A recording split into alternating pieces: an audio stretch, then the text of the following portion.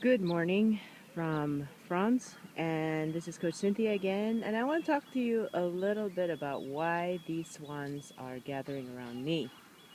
Well, the fact is, I've got some little thing that I can give them, and it's called bread. So, I want to talk to you a little bit about getting your people to perform. I'm not saying like they're like swans, but I'm getting some insights here that why are all these ducks and swans around me? It's because I have an incentive. Now, there are many people that I coach, many businesses that I coach, that when I ask them about what is the incentive system that you have in place in your HR, assuming that you've got the right people on the job, and they tell me, well, I want my salespeople are rewarded mostly on their salaries. I say, all right, so whether or not they perform, they take home the same amount of money pretty much.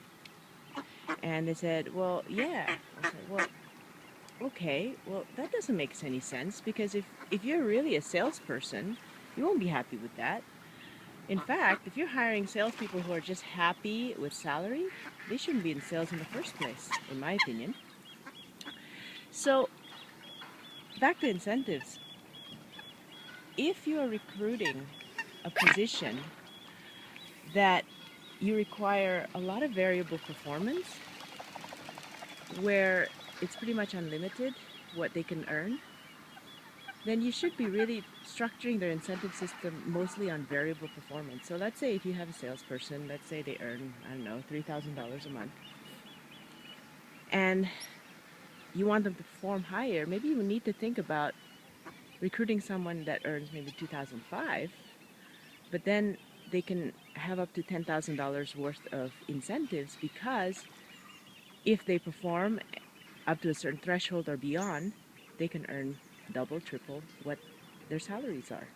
So there's different ways. I mean, I'm not going to focus this blog on the details of creating an incentive system, but my point is sometimes what you want and what you've created in your incentive system is not congruent, and that's why perhaps some of your people are not performing. And then your question is, well, is it only about sales? Is it only salespeople that need variable incentives? And I have to say no. In fact, in my company, everybody's got variable incentive, including the office boy, including the guy that cleans the office, the secretary, the finance person, everyone who doesn't even they're not in charge of getting out and going selling. That's not what the incentives are about. But if you think about it, every line in the P&L can be attached to someone's responsibility. You know, right? So sales is definitely the salesperson's responsibility. Costs, fixed costs, could be the finance person's responsibility. For me, the guy that takes care of our office, we call the office boy or the logistics assistant.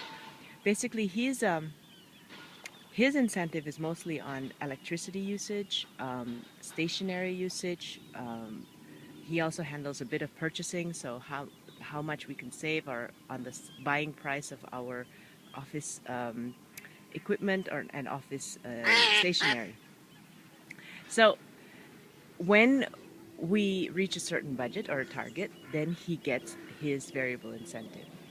The secretaries in the office, yes, they do get incentive. They're mostly in charge of customer service, so they do get incentives when the customer service KPIs are met.